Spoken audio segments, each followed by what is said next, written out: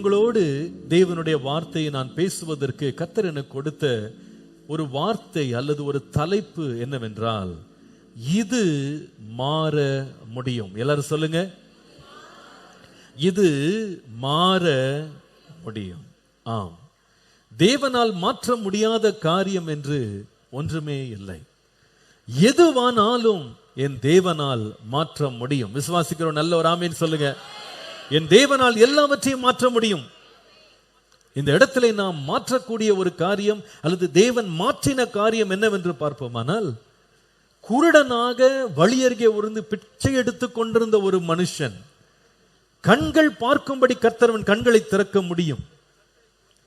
பிச்சை எடுத்துக் கொண்டிருந்தவன் அவன் இடத்திலிருந்து எழுந்து இயேசுவை பின்பற்றி செல்ல முடியும். இவைகளை எல்லாவற்றையும் இயேசுவால் செய்ய முடியும். ஹல்லேலூயா. வெளித்தோற்றத்தில் சில காரியங்கள் நம்மால் முடியாது, இதெல்லாம் நடைபெற முடியாது, இதெல்லாம் மாற முடியாது, இதெல்லாம் ஒன்றுமே செய்ய முடியாது என்று நாம் மனுஷனால் கைவிடப்பட்டிருக்கலாம், நம்முடைய மனது நம்மை கைவிட்டிருக்கலாம். ஆனால் தேவனோ சகலவற்றையும் செய்ய வல்லவர். ஹல்லேலூயா. இந்த குருடர்களுடைய நிலை ரொம்ப பரிதாபமானது. நீங்க எத்தனை பேர் அறிந்திருக்கிறீங்க தெரியல. இன்றைக்கு உலகத்திலே முழு குருடர்களாக ஏறத்தாழ 3.6 கோடி மக்கள் வாழ்கிறார்கள். 3.6 கோடி மக்கள் இன்றைக்கு குருடர்களா வாழ்றாங்க. 36 million blind people are there. கண் பார்வை மங்கினவர்களாக, கண் பார்வையிலே பிரச்சனை உள்ளவர்களாக அல்லது கண் பார்வையிலே கோளாறு உள்ளவர்களாய் வாழுகிறவர்கள் எவ்வளவு தெரியுமா? 21.5 கோடி பேர் உலகத்தில் இருக்காங்க. 21.7 crores, 217 million அவங்க விஷுவலி இம்பேர்டா இருக்கிறாங்க.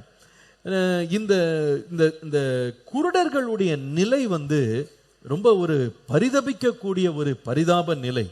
அதுல 3 நான் பிரிக்க முடியும். முதலாவது, அவங்களுக்கு இருக்கிற பிரச்சனை என்னன்னு சொன்னா சொசைட்டல் ஸ்டிக்மா. அவர்கள் வாழ்கிற சமுதாயத்திலே அவர்களுக்கு இருக்கிற ஒரு குறைபாடு அல்லது அவர்களுக்கு மேல் இருக்கிற ஒரு பழி அல்லது அவர்களுக்கு மேல் இருக்கிற ஒரு அடையாளம்.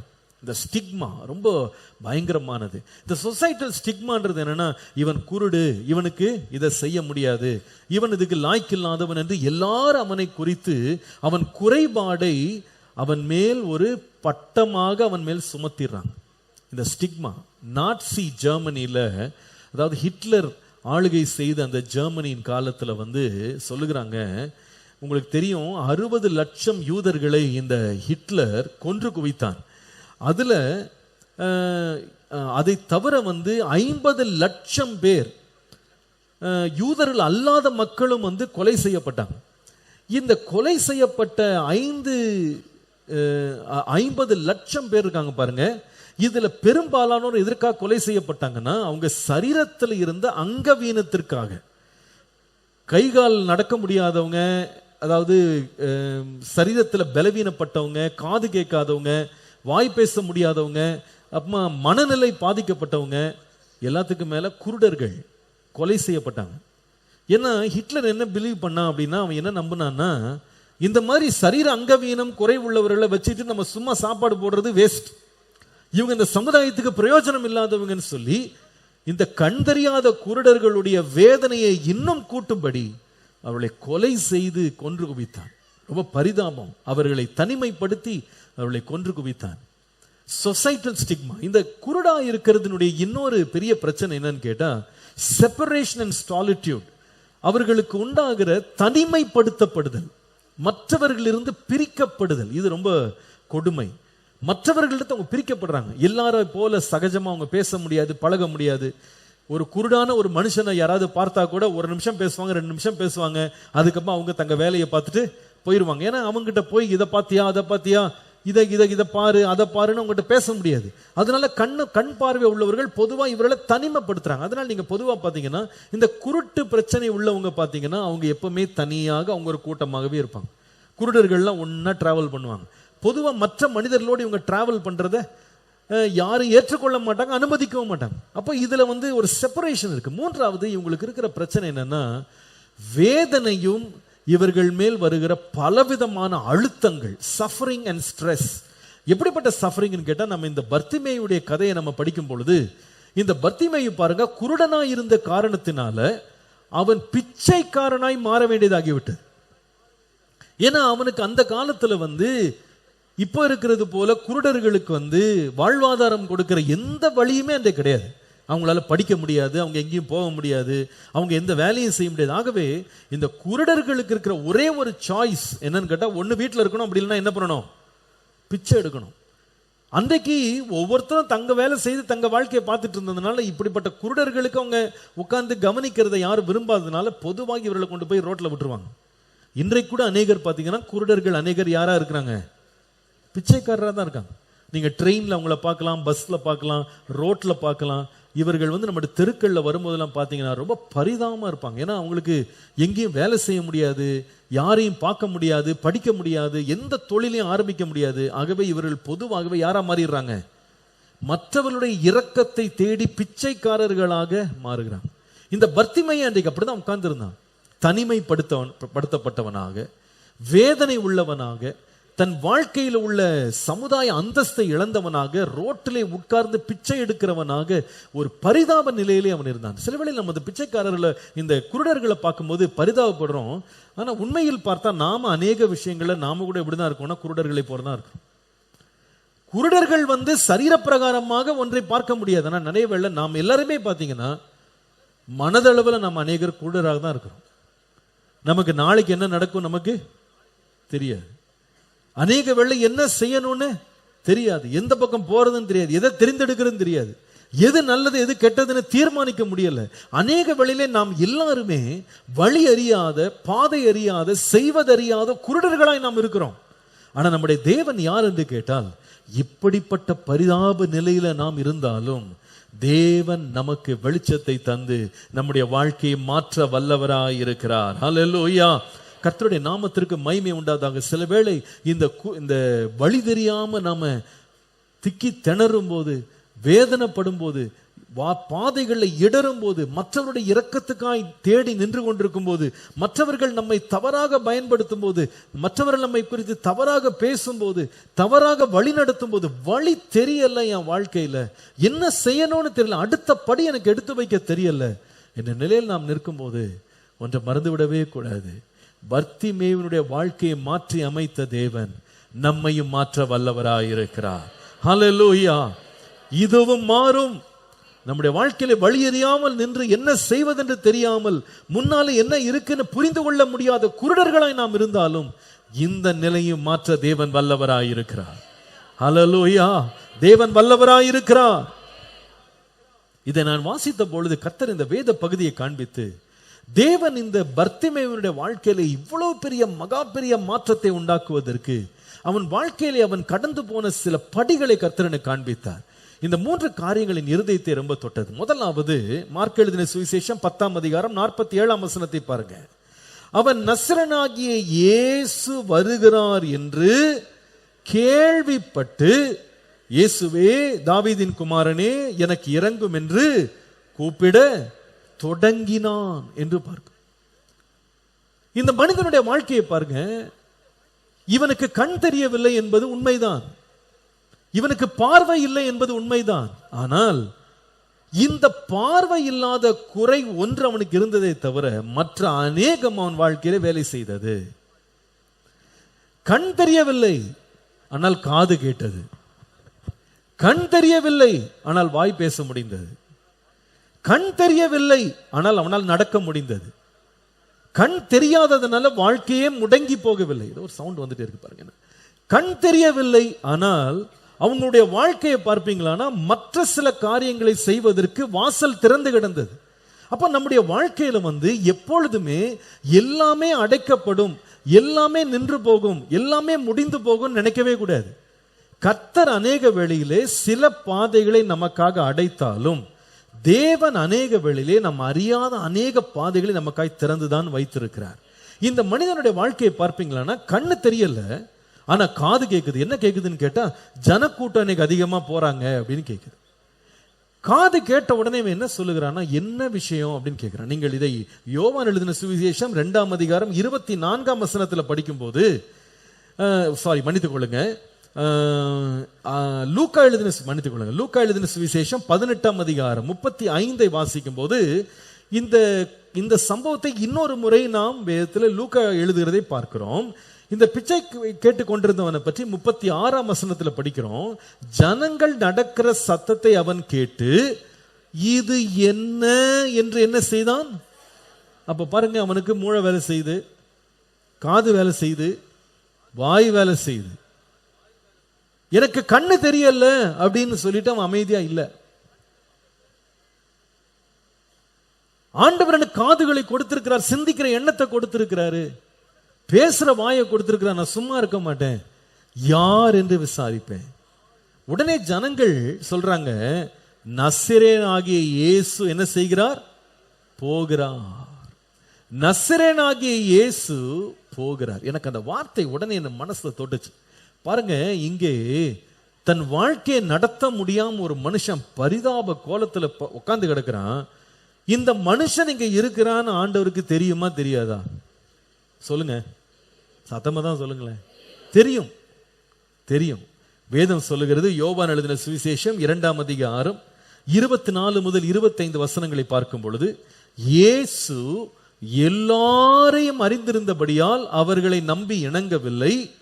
மனுஷருக்குள் இருப்பதை அவர் அறிந்திருந்தபடியால் மனுஷனை குறித்து ஒருவரும் அவருக்கு சாட்சி கொடுக்க வேண்டியதா இல்லை என்று வாசிக்கிறோம். அப்ப மனுஷர் யார் என்று எல்லார பற்றி அவருக்கு தெரியும். மனுஷனுக்குள்ள என்ன இருக்குன்னு தெரியும். அப்ப இயேசுவிடத்துல யாரும் இன்ட்ரோடியூஸ் பண்ண வேண்டிய அவசியம் இல்லவே இல்லை. அப்ப இப்படி ஒரு பர்த்திமேன்னு ஒரு மனுஷன் இருக்கா, அவருக்கு தெரியும். பேர் முதற்கொள்னு தெரியும். இவன் குருடனா இருக்கிறார்னு தெரியும். ஆனா இயேசு இப்படிப்பட்ட நிலையில அவன் இருக்கிறான் தெரிந்த பிறகு கூட இயேசு அவன் இருக்கிற இடத்துல நிக்கவே இல்லை. அந்த பாதையில தான் அவன் பிச்சை எடுத்துட்டு இருக்கிறான்.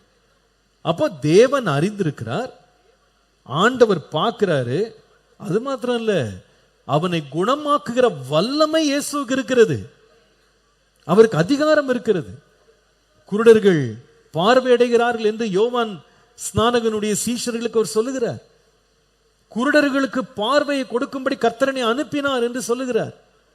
தேவனிடத்துல வல்லமை இருக்கு, அதிகாரம் இருக்கு. அவரை பார்க்கிறாரு, அறிந்து கொள்றார். But he didn't stop. அவர் நடந்து போய்கொண்டே இருக்கிறார். பாருங்க, அவனை கடந்து நடந்து, அந்த வார்த்தை என்னை ரொம்ப தொட்டது.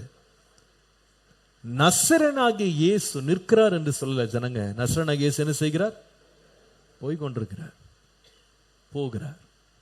நான் யோசித்து பார்த்தேன், ஏங்க இயேசு நிக்கல? ஏன் நிக்கல? ஏன் நின்று அவனுடைய காரியத்தை விசாரிக்கல? உனக்கு என்னப்பா வேணும்னு கேட்டிருக்கலாமே, கேட்கல. அவன் குருடன் என்று அறிந்த பிறகு கூட, அவன் தேவையை பார்த்த பிறகு கூட நிக்காம அவர் கடந்து போனதற்கு காரணம் என்ன தெரியுமா? இயேசுக்கு தெரியும், உனக்கு கண்ணு தெரியலன்றது உண்மைதான், ஆனா உனக்கு காது கேட்குது. உனக்கு கண்ணு தெரியலன்றது உண்மைதான், ஆனா கேட்ட சம்பவத்தை பார்த்து உனக்கு சிந்தனைன்னு ஒன்று இருக்கு. உனக்கு கண்ணு தெரியலன்னு உண்மைதான், ஆனா வாய் பேச தானே முடியும். நீ ஒரு பிரச்சனையை வைத்துக்கொண்டு நீ அதை குறை சொல்லிக் கொண்டு அமைதியா இருக்கிறது தேவனுக்கு பிரியமானதல்ல. தேவன் நம் ஒவ்வொரு இடத்திலேயும் என்ன கொடுத்திருக்கிறாரோ அதற்கு அவர் கணக்கு கேட்கிறார், அதை அவர் விசாரிக்கிறார், அதற்கு நாம் பதில் சொல்ல வேண்டும் என்று விரும்புகிறார், அதை பயன்படுத்த வேண்டும் என்று விரும்புகிறார். நீ கொஞ்சம் பெற்றிருந்தால் அந்த கொஞ்சத்திலே உண்மையா இருக்க வேண்டும் என்று விரும்புகிறார். கொடுத்த கொஞ்சத்திலே நாம் செயலாற்ற வேண்டும் என்று விரும்புகிறார். பாருங்க, தேவன் நமக்குள்ள வல்லமையை வெளிப்படுத்துவதற்கு நம்ம எல்லாருக்குமே தேவன் ஒரு வாய்ப்பை திறந்தா வைத்திருக்கிறார், ஒரு வாசலை திறந்து வைத்திருக்கிறார். ஆனால் இந்த மனிதனுடைய வாழ்க்கையில நாம் கற்றுக்கொள்ள வேண்டிய முதலாவது ஒரு காரியம் என்னன்னா, the chance he used to stop Jesus. தேவன் அவனை தன்னை நிறுத்துவதற்கு தேவன் ஒரு வாய்ப்பை கொடுத்திருந்தார். அந்த வாய்ப்பை அவன் பயன்படுத்தினான். இயேசு இவன் கூப்பிடுகிற வரைக்கும் நிற்க போகிறது இல்லை, அவர் கடந்து போய்கொண்டேதான் இருப்பார். ஆனால் எங்க கடந்து போவார்னா, அவன் இருக்கிற இடத்தையே கடந்து போவார். ஆனால் அந்த கடந்து போகிற இயேசுவை அழைத்து நிற்க வைக்கிறதற்கு கர்த்தர் அவனுக்கு ஒரு வாய்ப்பை தந்தார், வாய்ப்பை தந்தார். இந்த மனிதன் என்ன செய்தான்னா, தனக்கு கொடுக்கப்பட்ட வாய்ப்பை அவன் பயன்படுத்தினான், விசாரித்தான், சிந்தித்தான், சத்தமிட்டான். அவன் சத்தமிட்ட பொழுது பிரச்சனை வந்தது. ஜனங்கள் அமைதியா இரு என்று சொன்னார்கள். ஆனா பிரச்சனையே அவன் பெருசா பேசல, அதை ரொம்ப அசட்டை பண்ணாம பாருங்க, பிரச்சனையை பெருசாவே பார்க்கல. என்னால முடிந்ததுன்னா இன்னும் கூட சத்தம் போடுவேன். இன்னொரு விதமாய் சொன்னால், எனக்கு கொடுக்கப்பட்ட வாய்ப்பை திறம்பட பயன்படுத்துவேன். I will use my chances as much as possible. எவ்வளவு முடியுமோ என்னுடைய சந்தர்ப்பங்களை, என் வாய்ப்புகளை நான் பயன்படுத்துவேன். I will not complain about my circumstances. என்னுடைய சூழ்நிலைகளை வைத்துக்கொண்டு நான் பரிதாபத்தை சம்பாதிக்க போகிறதில்லை.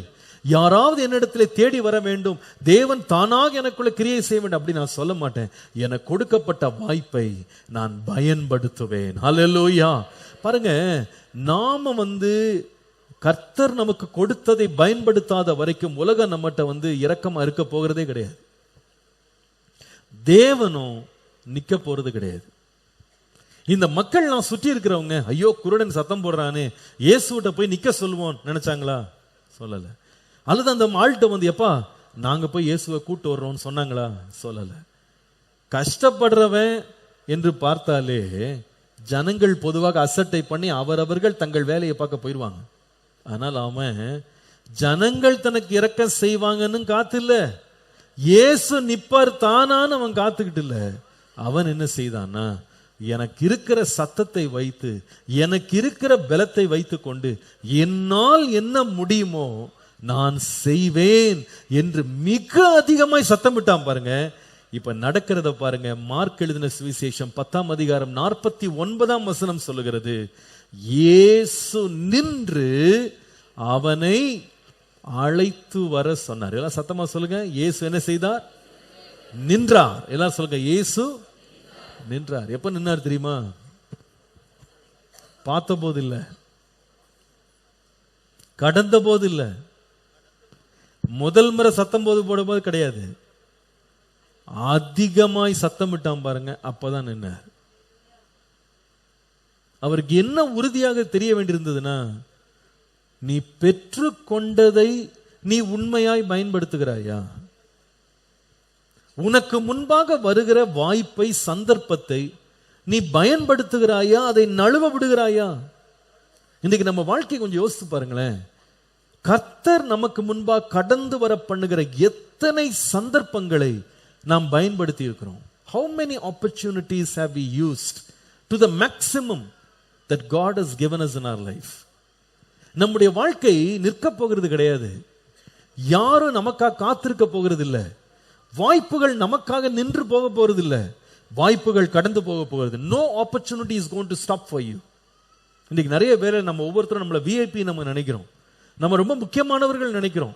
உலகம் ஃபுல்லா நமக்கா நின்று போகும் அப்படின்னு நினைக்கிறோம். போன வாரம் நாங்க ஆந்திராவுக்கு நம்முடைய போதகருடைய மகளுடைய திருமணத்துக்காக நாங்க அங்க ஆந்திரா போயிருந்தோம். போயிட்டு வரும்போது ட்ரெயின்ல வந்துட்டு இருக்கோம். அந்த ட்ரெயினை பார்த்தீங்கன்னா விஜயவாடா விட்டுச்சுன்னா ஒரு கொஞ்சம் ஸ்டாப்ஸ் நிக்குது. கடைசியா ரேணிகுண்டால நிக்குது. ரேணிகுண்டா விட்டுச்சுன்னா நேரம் எங்கன்னா சென்ட்ரல்ல தான் வந்து நிக்குது. ஒரே ஸ்டாப் தான், நேரம் வந்துடுது. வந்தே பாரத்னு ஒரு ட்ரெயின். அப்போ நான் வழியில சொல்லிட்டு வந்தேன், பெரம்பூர்ல நின்னா கூட நம்ம இறங்கி சீக்கிரம் வீட்டுக்கு போயிடலாம் அப்படின்னு சொல்லிட்டு.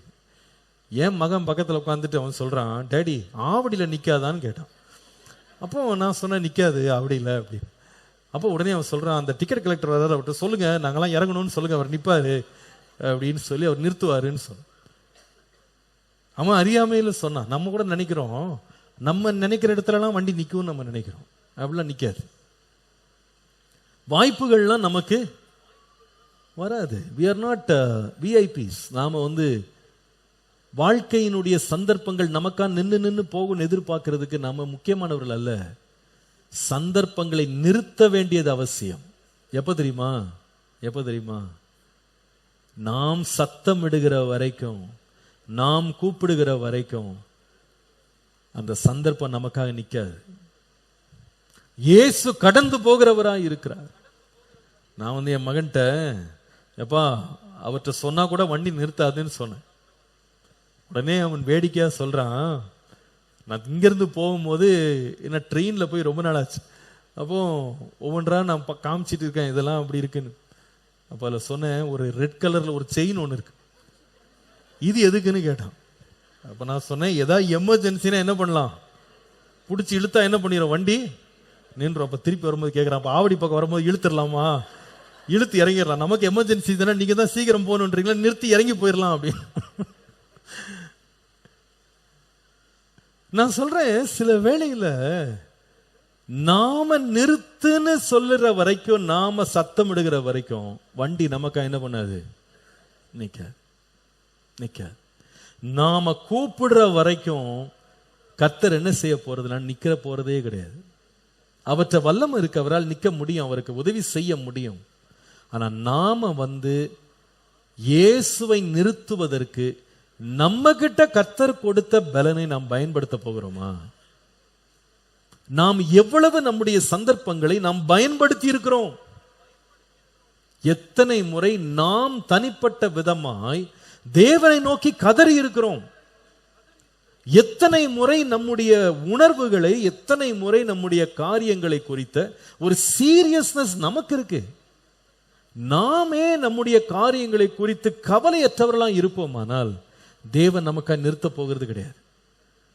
தேவன் நிற்க வேண்டுமானால், அதிசயங்களை காண வேண்டுமானால், காரியங்கள் மாற வேண்டுமானால், he wants you to do something to stop him.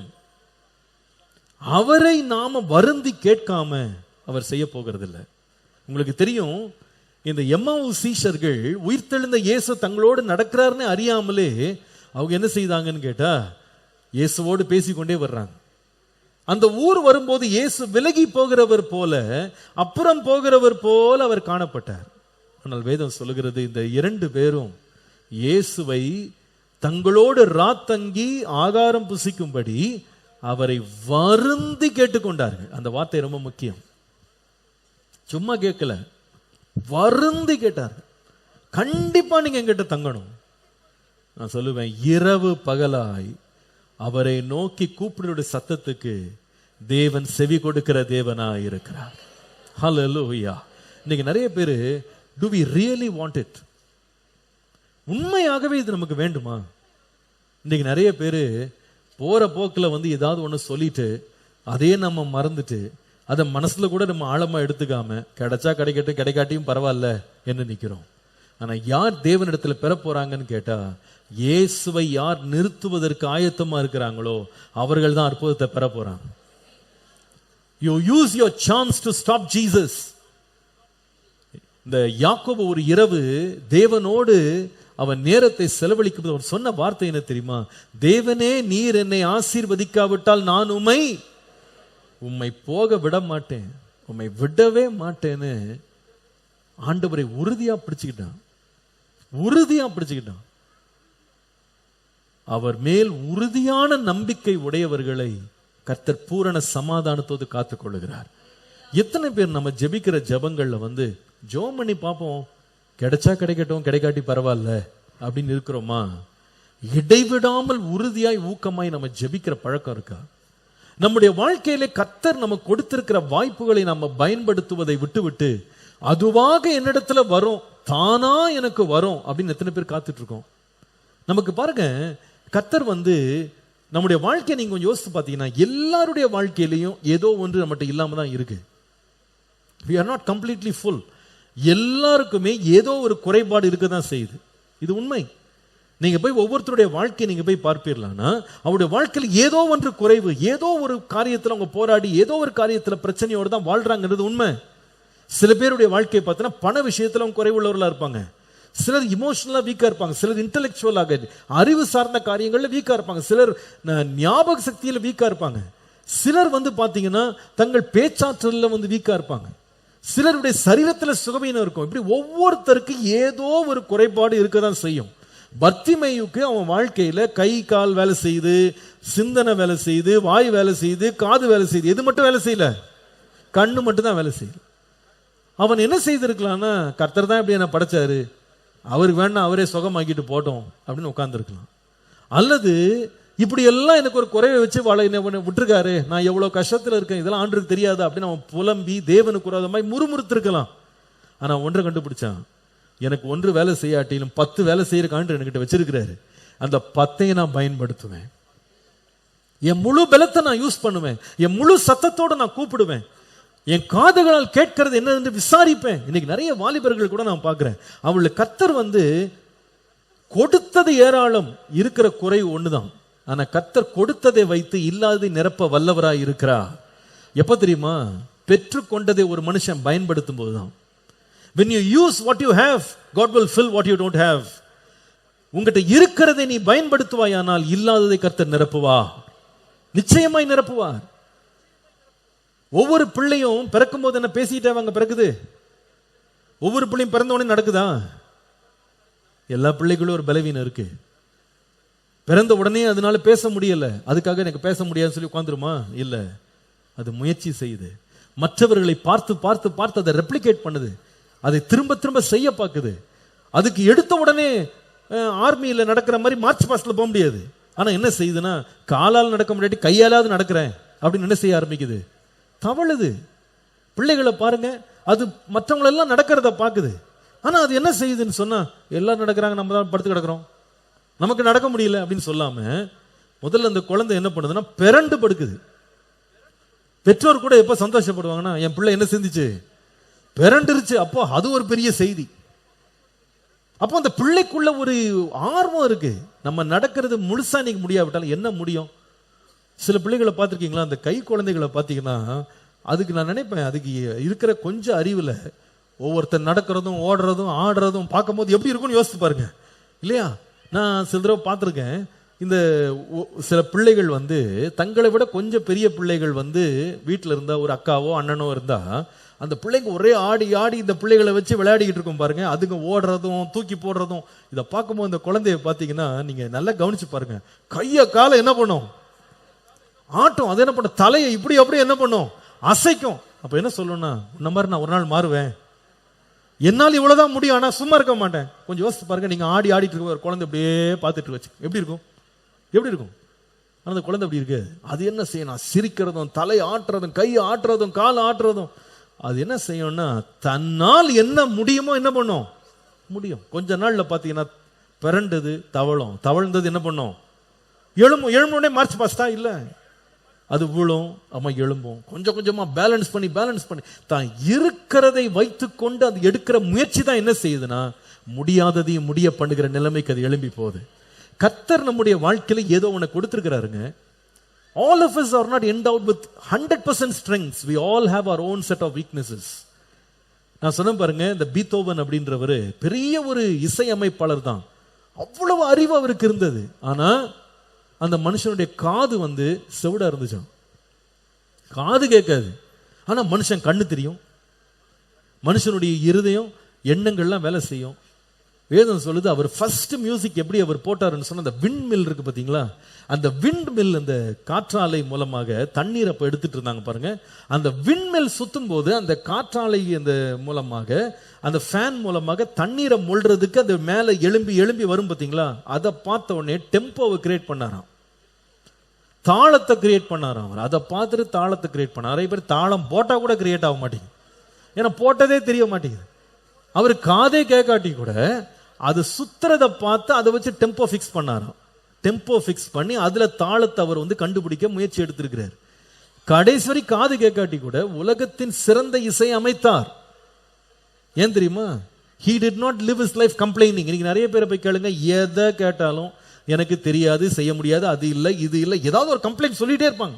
எனக்கு கை வலிக்குது, கால் வலிக்குது, உடம்பு வலிக்குது, இடுப்பு வலிக்குது, ஏதாவது ஒண்ணு சொல்லுவாங்களே தவிர, எப்ப இருக்கிறத வச்சு நீ என்னப்பா செஞ்சிருக்கிற, என்ன முயற்சி எடுத்திருக்கிற, தவன் இருக்கிறியா, பரன் இருக்கிறியா, கொஞ்சமா தக்கி தக்கி நடந்திருக்கிறியா? இல்ல, அதுவா நடக்கும்போது நடப்போம்.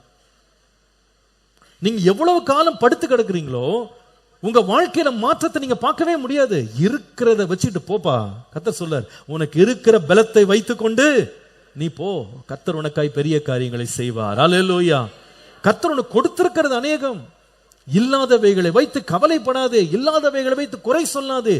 இருக்கிறதற்காக கர்த்தருக்கு நன்றி சொல்லி உன்னால் என்ன முடியுமோ அதை நீ என்ன பண்ணணும்? செய்தே ஆகணும்.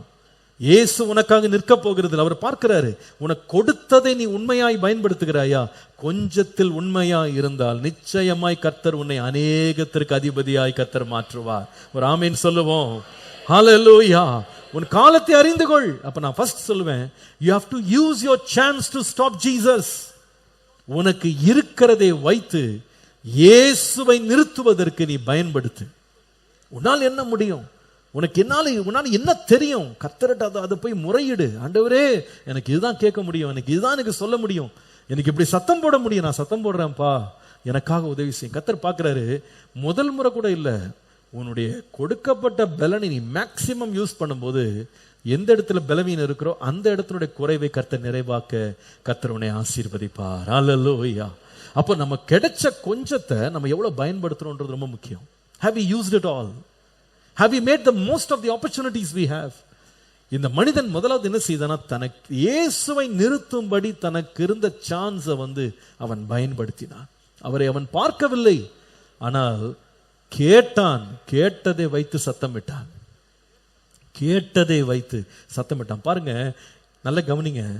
நாம மட்டும் நமக்கு இருக்கிறத நம்ம மேக்சிமைஸ் பண்ணி யூஸ் பண்ணும்போது நான் நிச்சயமா சொல்லுவேன், இயேசு விட்ட மாற்றம் வர்றது மாத்திரம் இல்ல, கடந்து போய் கொண்டிருந்த இயேசு நிற்க போகிறது மாத்திரம் இல்ல, ஜனங்கள் மத்தியிலேயும் ஒரு மாற்றம் வரும்.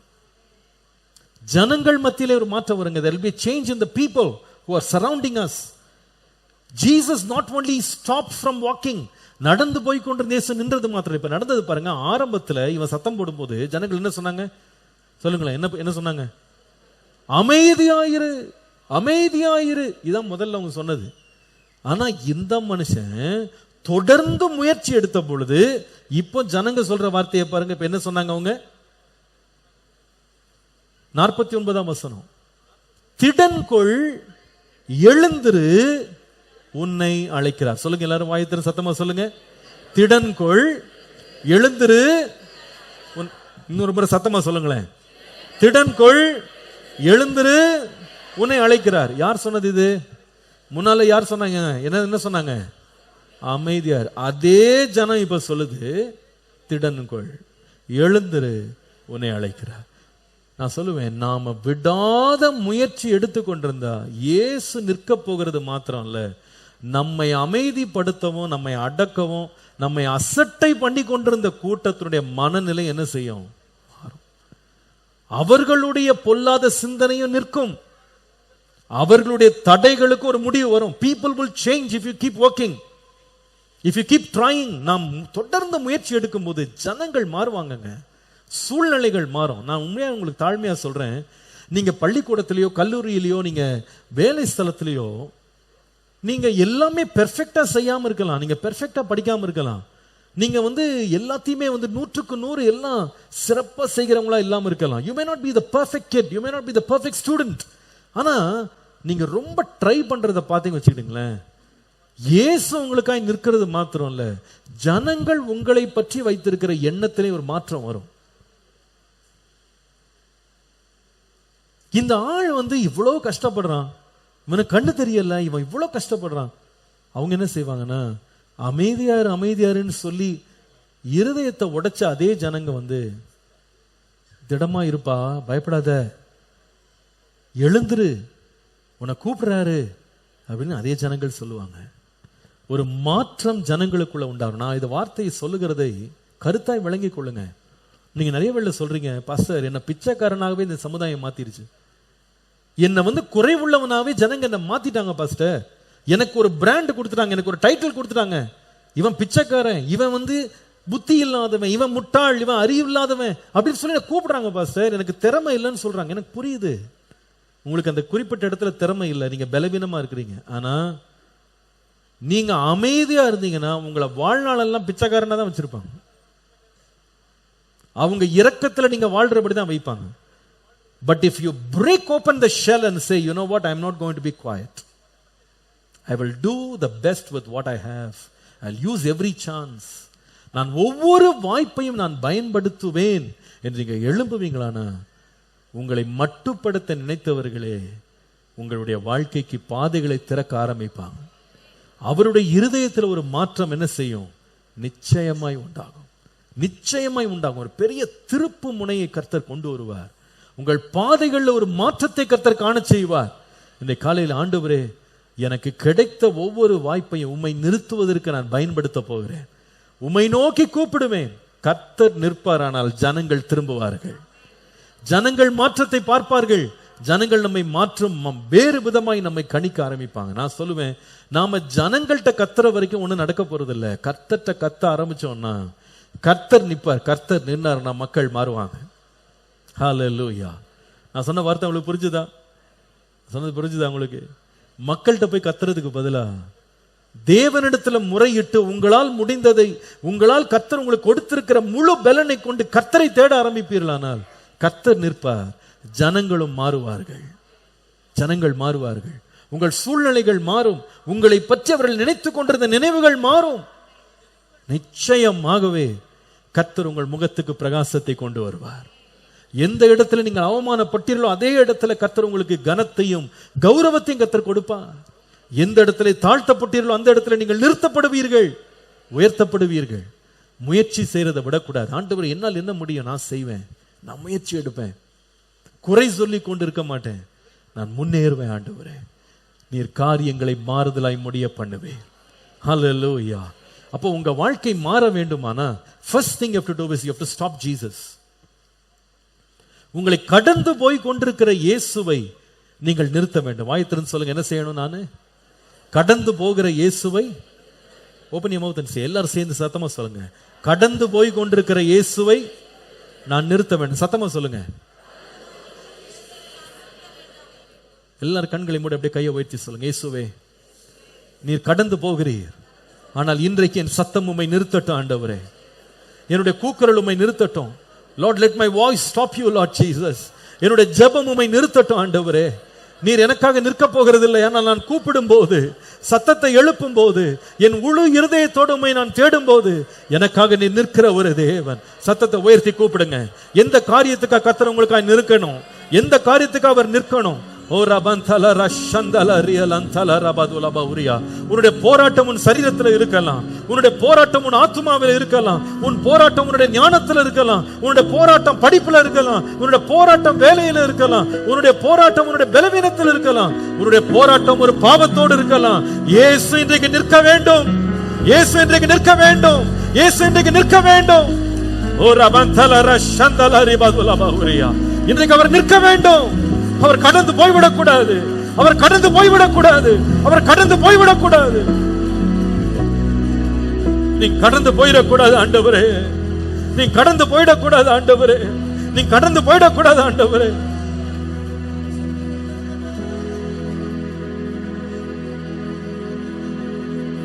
நீ கடந்து போயிடக் கூடாது. இந்த ஆராதனையில இயேசு உன்னை கடந்து போயிடக் கூடாது. இந்த சந்தர்ப்பத்தில் அவர் உன்னை கடந்து போய்விடக் கூடாது. நீ சத்தம் இடுவாயானால், உண்மையா உன் இருதயத்திலிருந்து கூக்குரல் இடுவாயானால், அவர் நிற்பார். அவர் நிற்பார். அவர் நிற்பார். அவர் நிற்பார். அவர் நிற்பார். ஆனால் சூழ்நிலைகள் மாறும். அவர் நிற்பார். ஆனால் சூழ்நிலைகள் மாறும்.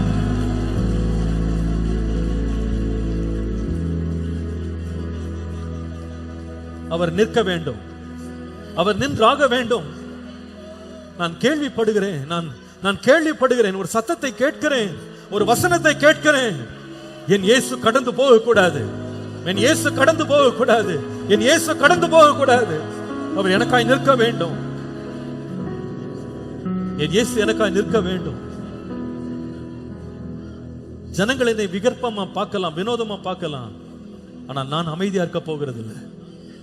ஏனென்றால் நான் எவ்வளவு பெரிய பிரச்சனையில் இருக்கிறேன், எப்படிப்பட்ட குருட்டுத்தனத்தில் மாட்டி இருக்கிறேன், எத்தனை வருஷமா இந்த ரோட்ல உட்கார்ந்து இருக்கிறேன், எத்தனை வருஷமா மற்றவருடைய கரங்களை பார்த்துட்டு இருக்கிறேன், எத்தனை வருஷம் மற்றவருடைய உதவிக்காய் நின்று கொண்டிருக்கிறேன். யாருக்குமே தெரியாது, எனக்கு தெரியும், பர்திமேயுக்கு தெரியும். மற்றவருடைய இரக்கத்துக்கான எவ்வளவு நாள் உட்கார்ந்து இருப்பேன். அவங்க சும்மா சொல்லுவாங்க, அமைதியாயிரு அமைதியாயிருன்னு. ஆனா எனக்கு தெரியும் நான் என்ன வேதனையில் இருக்கிறேன், என் குடும்பம் என்ன வேதனையில் இருக்கு எனக்கு தெரியும், என் நிலைமை எப்படி இருக்குன்னு எனக்கு தெரியும். நான் சத்தமிடாமல் இயேசு நிற்க போகிறதில்லை. இயேசு நிற்க போகிறதில்லை. இயேசு நிற்க போகிறதில்லை. இயேசு நிற்க போகிறதில்லை.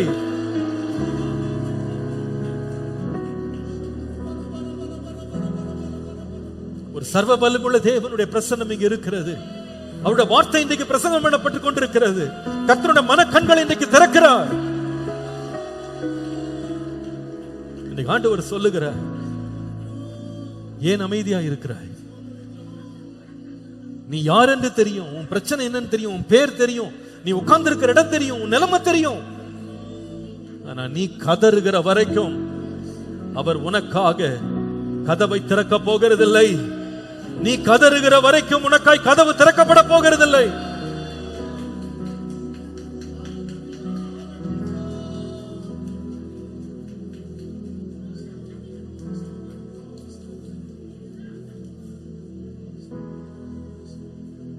நீ கதறுவாயானால் கதவு திறக்கப்படும். நடந்து கொண்டு போகிற, கடந்து போகிற இயேசு நிற்பார், உனக்காக நிற்பார், உனக்காக நிற்பார், உனக்காக நிற்பார், உனக்காக நிற்பார். இன்றைக்கு ஒரு கதறுகிற ஒரு சபை தேவை, ஒரு கதறுகிற ஒரு வாலிப பிள்ளை தேவை. ஆண்டவரே என்னை ஆசீர்வதிங்கப்பா, என்னை ஆசீர்வதிங்கப்பா. மற்றவங்களுக்கு இது புரியாது, மற்றவங்களுக்கு தெரியாது, ஆனா நீர் அறிந்திருக்கிறீர். என் நிலைமை என்னன்னு எனக்கு தெரியும். நான் கதறுவேன், நான் கதறுவேன்.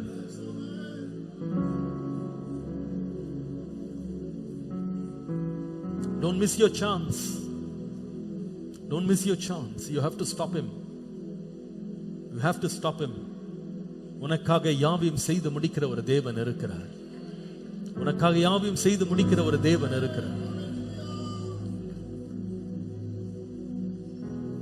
You have a chance to stop Jesus today.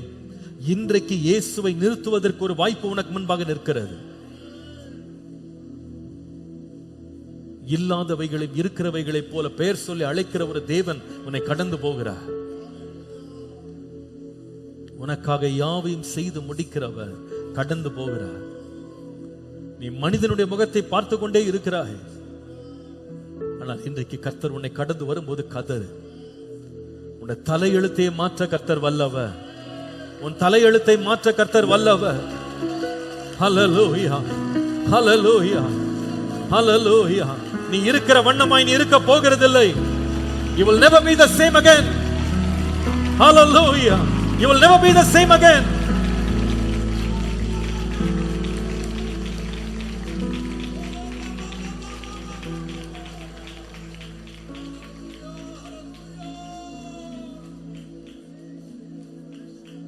The chance is passing you. இது ரொம்ப நேரம் நிற்க போகிற ஒரு வாய்ப்பு அல்ல. இது கடந்து போய் கொண்டிருக்கிறது. அந்த வல்லமை கடந்து போய் கொண்டிருக்கிறது. அந்த வாய்ப்பு கடந்து போய் கொண்டிருக்கிறது. அந்த வல்லமை கடந்து போய் கொண்டிருக்கிறது. ஆண்டவரே நான் கூப்பிடுவேன், நான் கதறுவேன்.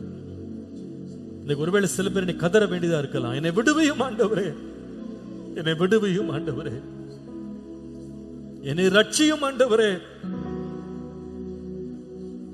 என்னை ரட்சியும் ஆண்டவரே, என்னை மாற்றும் ஆண்டவரே, என்னை உயிர்ப்பையும் ஆண்டவரே. The chance to stop Jesus is right here. என் இயேசுவை நிறுத்துவதற்கான வாய்ப்பு இன்றைக்கு இங்கே இருக்கிறது. இது கர்த்தர் உண்டு பண்ணின நாள். இன்றைக்கு ரட்சணிய நாள். இது அனுக்கிரக காலம். உன்னை கர்த்தர் விடுவிக்க முடியும். உன்னை கர்த்தர் மாற்ற முடியும். கர்த்தர் உன்னை முழுவதுமாக மாற்ற முடியும்.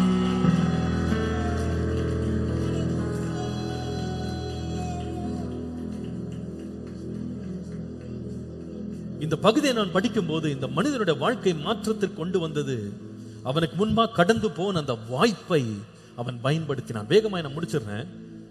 இன்னும் 2 காரியங்களை சொல்லி அப்படியே நான் ஜெபிக்க அப்படியே ஜெப நிலையில போலாம். 2வது, இந்த மனிதனுடைய லைஃபை நம்ம பார்க்கும்போது தனக்கு முன்பாக கடந்து போகிற இயேசுவை என்னால் நிறுத்த முடியும் அப்படின்னு நம்ம கண்டுபிடிச்சான். நிறுத்த முடியும், என் சத்தத்தை கேட்பான் அப்படின்னு விசுவாசிச்சான். 2வது, இயேசு நின்னுட்டார். இப்போ நின்னுட்டு அவன் அழைச்சிட்டு வாங்கன்றார். இப்போ வந்துட்டான். உனக்கு என்னப்பா வேணும்னு கேட்டார். நல்லா யோசித்து பாருங்க. ஒரு மனுஷன் குருடனா வந்து இயேசு முன்னாடி நிக்கிறான். இவன் செஞ்சிட்டு இருந்த வேலை என்ன சொல்லுங்க? பிச்சை. உலகத்துல எந்த மனுஷனும் ஒரு குருடனை பார்த்த, ஒரு பிச்சைக்காரனை பார்த்தா உனக்கு என்ன வேணும்னு கேட்பாங்களா? கேட்க மாட்டாங்க. அவனுடைய தேவை என்னன்னே அவங்க அறிஞ்சுக்கணும்னு விரும்ப மாட்டாங்க. இவன் என்ன தேவையில இருப்பான்னு இவங்களே கற்பனை பண்ணி 5 ரூபா 10 ரூபா தங்களுக்கு இருக்கிறத போட்டு போயிட்டே இருப்பாங்க. யாரும் வந்து ஒரு பிச்சைக்காரனை விசாரிக்க மாட்டாங்க. இரக்கம் காட்டுவாங்களே தவிர விசாரிக்க மாட்டாங்க. ஆனா இயேசு கேட்கிறார், உனக்கு என்ன வேணும்? இப்ப அவனுக்கு முன்னாடி நிறைய வாய்ப்பு இருக்கு. என்ன வாய்ப்புன்னு சொன்னா, இயேசு ரொம்ப பெரிய பிரசங்கியாரு, பெரிய தீர்க்கதரிசி. அவர் பின்னாடி பணப்பையை சுமந்துக்கிட்டு ஒரு யூதாஸ் வந்துட்டு இருக்கான். அப்ப நம்ம பெரிய மனுஷன்ட்ட கேட்டா பெரிய அளவுல போடுவாருன்னு அவன் நினைச்சிருப்பான். நினைத்திருக்க வாய்ப்பு இருக்கு. அவன் சொல்லிருக்கலாம், ஆண்டவரே டெய்லி வந்து பிச்சை எடுக்க, ஒரு வாரம் லீவ்ல இருக்கலான் இருக்கேன், நீங்க ஜாஸ்தி போட்டீங்கன்னா நான் 1 மாசம் வீட்டிலே இருப்பேன் கேட்டிருக்கலாம். ஒருவேளை அவன் கேட்டிருந்தா கூட கர்த்தர் கொடுத்திருப்பார். ஆனா இயேசு அவனை வந்து பார்த்து உனக்கு என்ன வேணும்பான்னு கேட்கும் போது அவன் என்ன கேட்டான்றது ரொம்ப ஆச்சரியம். வாழ்நாள் எல்லாம் பிச்சைக்காரனா இருந்து பழகிட்டான், கண்ணு குருடு. இதெல்லாம் சரியாகிறதுக்கு வாய்ப்பு இல்லை. பணத்தோட நம்ம கிளம்பி போயிடலான்னு போகாம, நான் பார்வை அடைய வேண்டும் என்று அவன் சொன்னான். The second and important thought is the choice to say a prayer.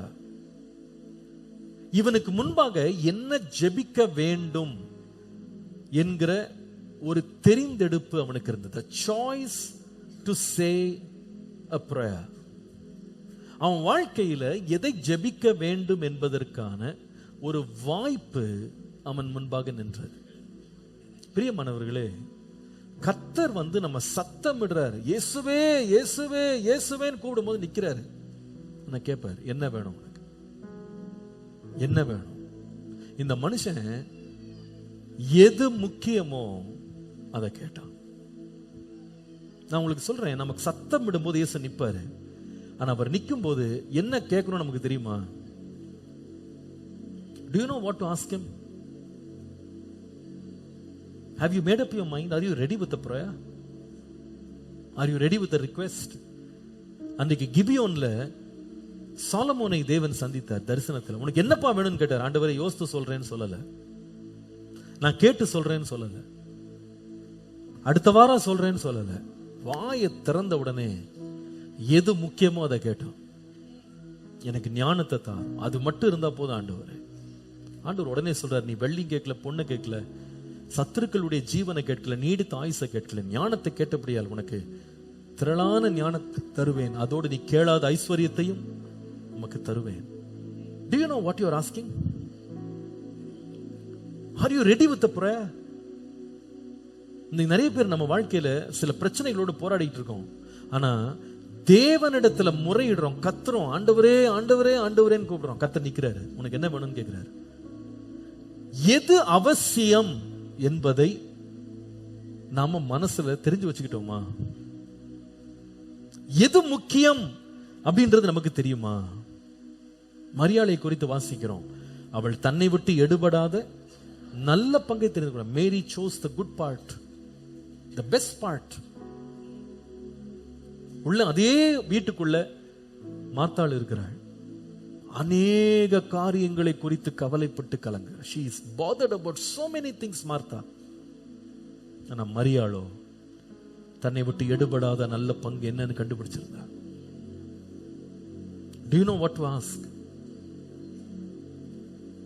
Do you have the right choice to make a prayer? வேதம் சொல்லுகிறது, அவர்கள் கேட்பது இன்னதென்று அறியாமலே கேட்கிறார்கள். நிறைய வேளை நம்ம இரு மனம் உள்ளவர்களாக நம்ம கேட்கிறோம். தேவையானது ஒன்றே. And you have a choice. What do you want? What do you want? எல்லாத்தையும் பிச்சை கேட்டுக்கிட்டு இருந்தவன் இயேசுவிடத்துல பிச்சை கேட்கல. எல்லாத்தையும் இன்றைக்குரியது எனக்கு இருந்தா போதும் அப்படின்னு அனித்தியமானவைகளை கேட்டுக்கொண்டிருந்தவன் இயேசுவிடத்திலேயோ வாழ்க்கையை மாற்றுகிறதை கேட்டான். சொல்ல விளங்குதா உங்களுக்கு? தன் வாழ்க்கையே மாற்றுகிறதை இயேசுவிடத்துல கேட்டான். அனித்தியமானது அவனுக்கு இப்ப தேவையில்லை. அவருடைய வல்லமை என் வாழ்க்கையில இடைபடுவதற்கு மனிதனால் செய்ய முடியாது மட்டும் கேட்கிற ஆண்டவரே. அன்னாலே உனக்கு என்ன வேணும்? ஆண்டவரே எனக்கு ஒரே ஒரு பிள்ளையை மட்டும் கொடுங்க, வேற ஒண்ணு வேண்டாம். அதற்காக அவள் கண்ணீர் விட்டு புலம்பினாள். வேதம் சொல்லுகிறது, வேண்டிக் கொண்டதை கர்த்தர் உனக்கு அருளுவார். What do you want? நிறைய பேர் நம்ம பல காரியங்களை வைத்து ஆகாயத்தை சிலம்பம் பண்ணிட்டு இருக்கோம். உனக்கு என்ன வேணும்? that one thing, அந்த ஒரு காரியம், இது இல்லாம என்னால் இருக்க முடியாது, எனக்கு இது வேணும் ஆண்டவரே, இது எனக்கு தாங்க, இது எனக்கு தேவைப்பா, இது எனக்கு அவசியம், இது எனக்கு வேண்டும். The choice to say a prayer. மூன்றாவது கடைசியா, the confidence he had on the Savior. இரட்சகராகிய இயேசு கிறிஸ்துவின் மேல் அவன் வைத்திருந்த அசைக்க முடியாத நம்பிக்கை, விசுவாசம். மார்க் 10:52 இயேசு சொல்லுகிற வார்த்தையை பாருங்க. நீ போகலாம், உன் விசுவாசம் உன்னை ரட்சித்தது. அப்ப இயேசு அதை குறிப்பிடுறாரு. உனக்குள்ள ஒரு ஆழமான விசுவாசம் இருக்குப்பா, அதை நான் பாராட்டுறேன், அதுதான் உன்னை ரட்சித்தது, உனக்கு பார்வையை கொடுத்தது என்று சொல்லுகிறார். தேவன் மேல் உள்ள விசுவாசத்தை அவன் ரொம்ப ஸ்ட்ராங்கா வைத்திருந்தான். எப்படி வைத்திருந்தான் நான் யோசிக்கும் போது 2 விதமாக அவன் விசுவாசம் வெளிப்பட்டது. முதலாவது,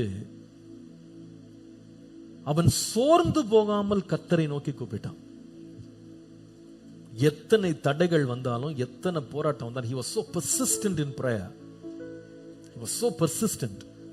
ஜனங்கள் அமைதியாருன்னு சொல்லும் போது, நான் அமர்ந்திருக்க மாட்டேன், நான் தொடர்ந்து கூப்பிடுவேன், சத்தமிடுவேன் என்று தேவனை நோக்கி முறையிட்டான். His persistence, இடைவிடாமல் ஜெபம் பண்றது தேவனுக்கு ரொம்ப பிரியமான காரியம். சோர்ந்து போகாமல் ஜெபம் பண்ணணும்ன்ற தேவனுக்கு பிரியமான காரியம். இரண்டாவது அவனுடைய வாழ்க்கையில் நாம் பார்த்த காரியம், not only his persistence, his priority, அவனுடைய முக்கியத்துவம். பாருங்க, நீங்க அந்த 49ஆம் வசனத்தை பார்த்தா, இயேசு உன்னை கூப்பிடுறாருப்பா வாங்க அப்படின்னு சொன்ன உடனே வேதம் சொல்லுது, அவன் எழுந்து என்ன செய்தான்னா, தன்னுடைய வஸ்திரங்களை அங்கேயே விட்டு விட்டு எழுந்து இயேசுவிடத்துல வந்தானா. எதை விட்டு வந்தான்? தன்னுடைய மேல் வஸ்திரத்தை தூக்கி போட்டு வந்தானா. பாருங்க, இந்த பிச்சைக்காரர்கள்ட்ட மாத்திரம் ஒரு நல்ல சுபாவத்தை நீங்க பாப்பீங்க. அவங்க லேசில தங்களுடைய உடைமைகள் எதையுமே விட்டு கொடுக்க மாட்டாங்க. இருக்கிறது கிழிஞ்சு கந்தையா போனா கூட அதை கரெக்டா என்ன பண்ணுவாங்க, தங்களோட கூடவே வச்சிருப்பாங்க. அவங்க தூக்கிட்டு வர பைய பார்த்திருக்கீங்களா? அதுக்குள்ள தேடி பார்த்தீங்கன்னா ரொம்ப பெருசாலாம் ஒன்று இருக்காது, ஆனா வச்சிருக்கிறத பத்திரமா வச்சிருப்பாங்க. லேசில் அதை எங்கேயும் விட்டு வர மாட்டாங்க, அந்த மூட்டையை தூக்கிட்டே தான் வருவாங்க. இந்த மனுஷனை பாருங்க, அவன் உன்ன விசுவாசிச்சான் பாருங்க. இயேசு என்னை கூப்பிட்டாரா, இனி நான் பிச்சை எடுக்க போறதில்லை, அதனால எனக்கு இந்த மேல் வஸ்திரம் எனக்கு தேவையில்லை. சுகமான பிறகு நான் தூக்கி போடுவேன்னு சொல்லலை. இயேசு கூப்பிட்டாருனோடனே தூக்கி போட்டு வந்துட்டானா. அவனுக்கு தெரியும், நான் திரும்பி வரும்போது இந்த வஸ்திரம் எனக்கு தேவையில்லை, ஏனென்றா நான் இயேசுவை பின்பற்றி போக போறேன், என் வாழ்க்கை மாறப்போகுது. ஒரு விசுவாசம் அவனுக்குள்ள இருந்தது. அந்த விசுவாசம் அவனை ரட்சித்தது. அவன் பார்வை அடைந்தான். இன்றைக்கு கர்த்தர் நம்மகிட்ட பேசுறாரு. It can change. இது மாறும், இது மாற முடியும். அந்த இதுன்றதுல நீங்க எதை வேணா வச்சுக்கிடுங்க, இது மாற முடியும், இது மாற முடியும். முடியாதது என்று ஒன்றுமே இல்லை. என் தேவனால் செய்யக்கூடாதது ஒன்றுமே இல்லை. எல்லாவற்றையும் அவர் செய்வார். எதையும் செய்ய வல்லவர். அவர் செய்ய நினைத்தது தடைபடாது. ஆனால் நம்ம கூப்பிடாம இருந்துடவே கூடாது, கூப்பிடாம இருக்க கூடாது. கூப்பிடணும், ஆனா கேட்கறதுக்கு நம்ம ரெடி பண்ணிடணும். இயேசு நிற்பார், நிற்பார். நின்றால் நான் என்ன சொல்ல போறேன்? என் விண்ணப்பம் என்ன? Have I made up my mind? Have I made up my mind? என்ன கேட்க வேண்டும் என்று என் மனதில் நான் தீர்மானம் பண்ணிட்டேனா? மூன்றாவது, நான் எதை கேட்கிறேனோ அதை விசுவாசிக்கிறேனா? நான் நம்புறேனா? கிரியை இல்லாத விசுவாசம் செத்தது. சில வேளையில் நம்ம இன்னைக்கு தூக்கி போட வேண்டிய சில காரியங்கள் இருக்கு. We have to let go certain garments, certain outer garments. நம் மேலே போர்த்தப்பட்ட சிலவைகளை தூக்கி போட்டாதான் இன்னைக்கு நம்ம மாற்றத்தை பார்க்க முடியும். அந்த மேல இருந்து தூக்கி போட வேண்டிய சிலவை நம்முடைய சோம்பலா இருக்கலாம், மேல இருந்து தூக்கி போட வேண்டிய நம்முடைய லேசினஸ் இருக்கலாம், நம்முடைய இன்டிசிப்ளின் லைஃப், நம்முடைய வாழ்க்கையில் இருக்கிற ஒரு ஒழுக்கமற்ற வாழ்க்கை, அது தூக்கி போட வேண்டியதா இருக்கலாம். சில வெளியில சில தூக்கி போட வேண்டிய காரியங்கள் ஒரு அசட்டையா வாழ்வது அல்லது உத்தரவாதம் இல்லாத வாழ்கிற வாழ்க்கையெல்லாம் சில தூக்கி போட வேண்டியிருக்கலாம். இயேசுவை சந்திக்க போறேன், கர்த்தர் என்னை தொட போகிறார், இந்த காரியங்களை வாழ்க்கையில் நீ தேவையில்லை, இனி இது தேவையில்லை, இதை நான் தூக்கி போடணும். நான் மாற்றத்துக்கு நேரம் போய் கொண்டிருக்கிறேன், இது எனக்கு அவசியம் இல்லை, இல்லை, இந்த இடம் எனக்கு தேவையில்லை. சிலருடைய நண்பர்கள் எல்லாம், சில பொல்லாத தீய நண்பர்கள், அவங்களை கொஞ்சம் களைஞ்சு நீங்க போட்டு தான் முன்னால போனோம். நான் இயேசுவை சந்திக்க போறேன், அவருடைய தொடுதலை பெற போறேன், இந்த ஃப்ரெண்ட் எனக்கு தேவையில்லை. சில பேர் சொல்லணும், இன்னைக்கு ஆண்டவரே என் வாழ்க்கையை நீங்க மாற்ற போறீங்க, இன்னைக்கு என்ன தொட போறீங்க, இந்த கெட்ட பழக்கம் இனிமே எனக்கு தேவை இல்லை, இந்த இடம் எனக்கு தேவையில்லை, இந்த பொருள் எனக்கு தேவையில்லை, இந்த ஆசை எனக்கு தேவையில்லை, இந்த ஈர்ப்பு எனக்கு தேவையில்லை, இந்த ஈடுபாடு எனக்கு தேவையில்லை, நான் தூக்கி போடுறேன். அதை இன்னைக்கு நிறைய பேர் இயேசுவிடத்துல சுகமானு வராங்க, மாற்றத்தை பார்க்க வர்றாங்க, ஆனா அந்த பழைய கந்தையை தான் போட்டே வந்திருக்காங்க. நீ உண்மையாக தேவனை விசுவாசிப்பாய், ஆனால் நீ தேவனுடைய மகிமையை காண்பாய். ஆனால் விசுவாசம் கிரியை இல்லாமல் போகுமானால் செத்து போயிடும், செத்து போயிடும். நீ அவரை நிறுத்த வேண்டும், உண்மையா அவரை நீ கூப்பிடணும், சில காரியங்களை விட்டே ஆக வேண்டும். You have to let go something. அவரை விசுவாசிப்பேன், அதை விட்டுறணும், இது எனக்கு வேண்டாம். மோசே விசுவாசத்தினாலே, வேதம் சொல்லுகிறது, எகிப்தில் உள்ள பாவ சந்தோஷங்களை அனுபவிப்பதை பார்க்கிலும் தேவ ஜனங்களோடு துன்பத்தை அனுபவிப்பதை தெரிந்து கொண்டான். அந்த பாவத்தை வெறுத்தான். கிறிஸ்துவின் நிமித்தம் வரும் அவமானத்தை சந்திப்பதை அவன் தெரிந்து கொண்டு எகிப்தினுடைய பாவ சந்தோஷங்கள், ஐஸ்வர்யங்களை உதறி தள்ளி நான் வேண்டாம் என்று சொன்னான். ஐ டோன்ட் நீட் திஸ், தூக்கி போடுவேன் நான்.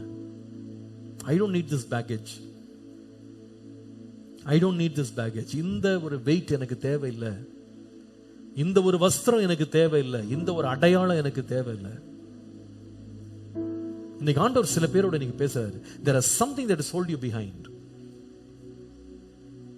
இயேசுவண்டை நீ நெருங்கி வர முடியாதபடி you have become comfortable in the place where you are. You know you are in trouble, but you are comfortable. And you are not worried about crying out to God. You are so comfortable, you are thinking that Jesus has to come and relieve you. He is not going to come. He will pass by. அவர் எல்லாம் வாயில ஊட்டணும்னு எதிர்பார்க்கிற, அது நடக்காது. நீ சத்தம் விடணும், அவரை நீ நிறுத்தணும். நிறுத்திட்டு கர்த்தருக்கு பிரியமானது, மிக முக்கியமானது, தேவையானது நீ கேட்டே ஆக வேண்டும். உண்மையாக நீ இயேசுவை சந்தித்து அவரால் தொடப்பட வேண்டும் என்று விரும்புவாயானால் சிலது நீ விடணும்,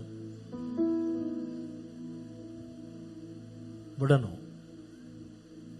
என்னை ரொம்ப ஒரு சமீபத்தில் என்னை ரொம்ப தொட்ட ஒரு வசனம், இந்த எபிரேயர் 12:1, மேகம் போன்ற இத்தனை திரளான சாட்சிகள் நம்மை சூழ்ந்து கொண்டிருக்க, பாரமான யாவையும் நம்மை சுற்றி நெருங்கி நிற்கிற பாவத்தையும் தள்ளிவிட்டு, தள்ளிவிட்டு, எனக்கு அந்த வார்த்தை பாரம், பாவம், அது என்ன செய்யணுமா?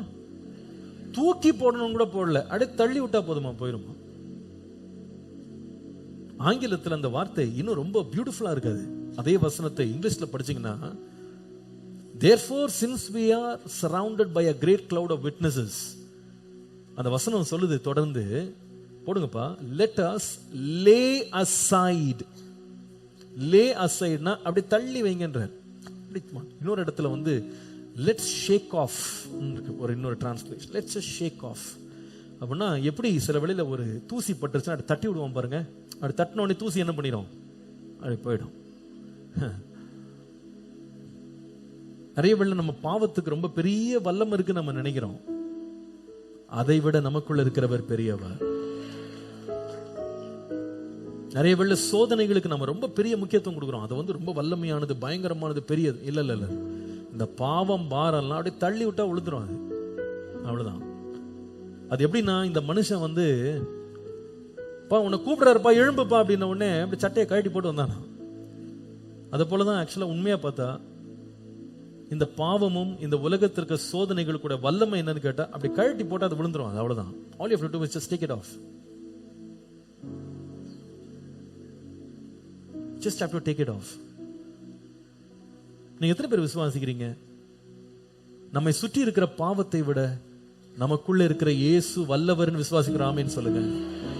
உலகத்தில் இருக்கிறவனை பார்க்கிலும் உங்களுக்குள்ள இருக்கிறவர் பெரியவர். பெரியவருங்க. நீங்க வந்து ஏதோ ஒரு ஒரு ஒரு ஹேபிட்ல நீங்க மாட்டியிருக்கலாம், ஒரு பழக்கத்துல, கெட்ட பழக்கத்துல மாட்டி. You are thinking it's a very big thing. நம்ம அடிக்ஷன் கூட சொல்லுவோம். அடிக்ஷன், அப்படியே நான் அடிக்ட் ஆயிட்டேன், அதுல அடிமைத்தனம் ஆயிட்டேன். உண்மை என்னன்னா, அந்த எகிப்தினுடைய அடிமைத்தனத்தை விட விடுவிக்கிற தேவன் வல்லவர். அவருடைய கரம் ஓங்கி இருக்கிறது. அவருடைய வல்லமை மிகவும் பெரியது. இன்றைக்கு நீ மாற்றத்தை காண முடியும். எப்பனா நீ இயேசுவை நிறுத்தி ஆகணும். இன்னைக்கு கடந்து போகிறவரை நீ கண்டு வேடிக்கை பார்த்து கொண்டிருக்க கூடாது. சத்தத்தை மாத்திர கேட்டு என்ஜாய் பண்ணி கொண்டிருக்க கூடாது. You have to stop him. You have to stop him. இன்னைக்கு நம்ம சத்தமிட்டு கூப்பிட்டு அவரை நிறுத்தணும். அவர் கேட்பார், உனக்கு என்ன வேணும்? நமக்கு தெரியும் என்ன வேண்டும், நமக்கு தெரியும். முக்கியமானது அவர்கிட்ட சொல்லணும். ஆனா அவர்கிட்ட போறதுக்கு முன்னால சட்டையை கழட்டணும். இன்றைக்கு சில வேளை சில பேருக்கு இந்த ஆலயத்தில் கழற்றி போட வேண்டிய சில காரியங்கள் இருக்கு, சில பாரங்கள் இருக்கு, சில பாவங்கள் இருக்கு, சில அடையாளங்கள் இருக்கு.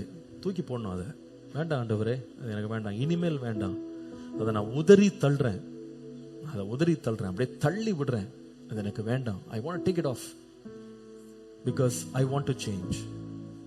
நான் மாற விரும்புறேன். 2 எஜமானர்களுக்கு ஊழியம் செய்ய முடியாது. உனக்குள்ள ஒரு விசுவாசம் இருக்கணும். இயேசுவை சந்தித்த பிறகு நான் பழைய அடையாளத்தோடு நான் வாழ போகிறது இல்லை. இயேசுவிடத்துல வரும்போது நான் பிச்சைக்காரன், ஆனா அவரை விட்டு போகும்போதோ அவருடைய சீஷன். வேதம் சொல்லுது, இயேசுவை பின்தொடர்ந்து போனான். He followed Jesus. He is no longer going to be a beggar. இன்னைக்கு ஒரு தீர்மானம் எடுக்க வேண்டிய ஒரு நாள். It's a day of decision. ஆண்டவரே, எனக்கு அந்த தீர்மானம் எடுக்க கிருபை தார். Thank you Jesus. இன்னைக்கு ஆவியானவர் நம்மோடு இடைப்பட்டு இருக்கிறார், நம்மோடு பேசி இருக்கிறார். பர்த்திமேயுவுக்கு மகிமையை விளங்க பண்ணின தேவன் இன்னைக்கும் ஜீவனோடு இருக்கிறார். அவருடைய அற்புதம் இன்றைக்கும் நடக்க வல்லமை உள்ளதா இருக்கிறது. அதிசயங்களை காண பண்ணுகிற தேவன் நேற்றும் என்றும் என்றும் மாறாதவராக இருக்கிறார். எத்தனை பேர் விசுவாசிக்கிறீங்க? இன்றைக்கு என் சத்தம் அவரை நிறுத்த வேண்டும். இன்றைக்கு என்னுடைய சத்தம் அவரை நிறுத்த வேண்டும். இன்றைக்கு என்னுடைய சத்தம் அவரை நிறுத்த வேண்டும். இன்றைக்கு என்னுடைய சத்தம் அவரை நிறுத்த வேண்டும். இன்னைக்கு நான் உதற வேண்டியதை உதறக்கு நான் ரெடியா இருக்கேன் பாஸ்டர். நான் கூப்பிடுகிற சத்தத்துக்கு அவர் பதில் கொடுக்கிற தேவன். இன்னைக்கு நான் தூக்கி களைந்து போட வேண்டியதை களைந்து போடுறதுக்கு நான் ஆயத்தமா இருக்கிறேன். ஆண்டவரே, என் வாழ்க்கையில நான் தேவனுக்கு முன்பாக நான் கொடுக்க வேண்டியதை நான் கொடுத்துடுறேன், விட வேண்டியதை விட்டுறேன். ஆண்டவரே, நான் களைய வேண்டியவைகளை களைந்து போடுறேன். அது எந்த பாரமாக இருக்கலாம், எந்த பாவமாக இருக்கலாம், அதை களைஞ்சு போடுறேன். ஆண்டவரே, இன்றைக்கு நான் களைஞ்சு போடுறேன். அது ஒரு சோம்பலாக இருக்கலாம், என்னை பாரப்படுத்துகிற ஒரு பழக்கமாக இருக்கலாம், என்னை பாரப்படுத்துகிற எந்த ஒரு அடிமைத்தனமா இருக்கலாம், அதை நான் களைஞ்சு போடுறேன். இன்றையிலிருந்து ஆண்டவரே, என்னுடைய கண்களை பார்வையடைய செய்யும். என் வாழ்க்கையில் இன்றைக்கு ஒரு மாற்றத்தை உண்டாக்க இன்றைக்கு ஒரு கிரியை செய்யும். கர்த்தாவே, கிரியை செய். எத்தனை பேர் ஆண்டவரை நோக்கி கதறலாம் இருக்கீங்க? கரங்களை உயர்த்தி ஜெபம் பண்ண ஆரம்பிக்கலாம். இன்றைக்கு ஆண்டவருக்கு அர்ப்பணிக்க ஆரம்பிக்கலாம். Lord, there are some things I have to just shake off. There are some things I have to give up. Something I have to stop, Lord. ஆண்டவரே, இந்த இத்தனை வருஷம் இப்படி வாழ்ந்தது எனக்கு போதும். இன்றைக்கு ஒரு மாற்றம் என் வாழ்க்கையில உண்டாக வேண்டும். என் குடும்பத்துல ஒரு மாற்றம் உண்டாக வேண்டும். என் வீட்டுல ஒரு மாற்றம் உண்டாக வேண்டும். ஆண்டவரே, என் சரீரத்துல, என் வாழ்க்கையில இன்றைக்கு ஒரு மாற்றம் உண்டாக வேண்டும். உம்மை நோக்கி கதறுகிறேன் அப்பா, உம்மை நோக்கி கதறுகிறேன். ஹல்லேலூயா. உம்மை நோக்கி கதறுகிறேன், உம்மை நோக்கி கதறுகிறேன். விண்ணப்பத்தை கேட்கிறவர், ஹல்லேலூயா. கண்ணீரை காண்கிறவர், சுகத்தை கொடுக்கிறவர், ஜெயத்தை கொடுக்கிறவர், மாற்றத்தை கொடுக்கிறவர். இன்றைக்கு வல்லமை உள்ளவராய் நம்மத்திலே செய்வாடி கொண்டிருக்கிறார். வல்லமை உள்ளவராய் நம்மத்திலே செய்வாடி கொண்டிருக்கிறார். வல்லமை உள்ளவராய் நம்மத்திலே செய்வாடி கொண்டிருக்கிறார். நன்றி அப்பா, நன்றி அப்பா, நன்றி அப்பா, நன்றி அப்பா, நன்றி அப்பா. இன்னைக்கு மகிமையான காரியங்களை எங்கள் மத்தியில் செய்கிறதற்காய் நன்றி. மகிமையானவைகளை எங்கள் மத்தியில் செய்கிறதற்காய் நன்றி. அடிமைத்தனங்களை முறிக்கிறதற்காய் நன்றி. Thank you Jesus. Thank you Jesus. Thank you Jesus. இன்னைக்கு ஒரு சிலர் சொல்லலாம், பாஸ்டர் என் ஜெபமே ஒரு வழக்கத்தின்படி ஆயிடுச்சு. கூப்பிட்டு பார்ப்பேன், கேட்டு பார்ப்பேன், மனுஷன்ட்ட கேட்கறது போல. Just like I ask people to help me. ஆண்டவரும் எனக்கு ஹெல்ப் பண்ணணும் நான் கேட்கிறேன். எப்படி மனுஷர் அவங்க நினைச்சா மன இறங்கினா பிச்சை போடுவாங்களா, அது மாதிரி கர்த்தர் அப்படி போடுவார் நான் எதிர்பார்த்துட்டு இருக்கேன். இல்ல இல்ல இல்ல, அவர் நிக்க கூட போறது இல்ல, அவர் கடந்து தான் போக போறார். பட் நீ கூப்பிடுவாயானால், தடைகளை தாண்டி நீ சத்தமிட்டு அவரிடத்துல முறையிடுவாயானால், நீ இடைவிடாமல் கர்த்தரை தேடுவாயானால், அவரை உறுதியாய் பற்றி கொள்ளுவாயானால், நிச்சயமாய் சமாதானம் இல்லாமல் நீ போக மாட்டாய், சுகம் இல்லாமல் போக மாட்டாய், விடுதலை இல்லாமல் போக மாட்டாய். அவர் அதை முடித்திருவார். அதை காரியங்களை வாய்க்க பண்ணுவார், காரியங்களை வாய்க்க பண்ணுவார், காரியங்களை வாய்க்க பண்ணுவார். ஆண்டவரே, இன்றைக்கு எங்களுக்காய் நீ செயல்பட போகிற மகிமையான கிரியைகளுக்காய் நன்றி. இன்றைக்கு நான் களைஞ்சு போட வேண்டியதெல்லாம் களைஞ்சு போடுறேன்ப்பா. இந்த பழைய வஸ்திரங்களை களைந்து போடுறேன், இந்த பழைய வழக்கங்களை கலந்து போடுறேன், பழைய பாவங்களை களைந்து போடுறேன், பழைய பாரங்களை களைந்து போடுறேன். இனி நான் பிச்சைக்காரன் அல்ல, இனி கர்த்தரை உண்மையாய் தேடுகிறவன், அவரை பின்பற்றி போகிறவன், என் வாழ்க்கையை மாற்றப்பட்டவனாக பார்க்கிறவன். Thank you Jesus. Thank you Jesus. Thank you Jesus. நல்ல பிதாவே, எங்களோடு இடைப்பட்ட உம்முடைய மகிமைக்காக நன்றி. உம்முடைய வார்த்தை எங்கள் நேராக வந்திருக்கிறதப்பா. இன்றைக்கு ஆவியானவர் பேசி இருக்கிறீர், இடைப்பட்டிருக்கிறீர். உம்முடைய மகிமைகள் மத்தியிலே விளங்க பண்ணினபடியால் ஸ்தோத்திரம். இன்னைக்கு வந்த ஜனங்கள் கர்த்தருடைய மகிமை இன்றைக்கு ருசிப்பார்களாக, அனுபவிப்பார்களாக. இன்றைக்கு உம்மை நோக்கி கதறுகிற ஒவ்வொருவருக்கும் ஒரு விடுதலை கொடுக்க நீர் வல்லவர். உம்மாலே எல்லாம் கூடும், எல்லாம் கூடும், எல்லாம் கூடும். நீ செய்ய நினைத்து தடைபடாத. நீ செய்ய போகிற மகிமையான கிரியைகளுக்காய் உமக்கு நன்றி என்று சொல்லுகிறோம், நன்றி என்று சொல்லுகிறோம், நன்றி என்று சொல்லுகிறோம்.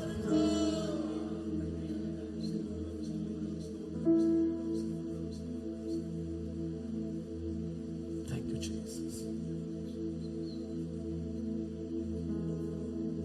தொடர்ந்து உம்முடைய ஜனங்கள் மத்தியிலே பெரிய கிரியைகளை செய்.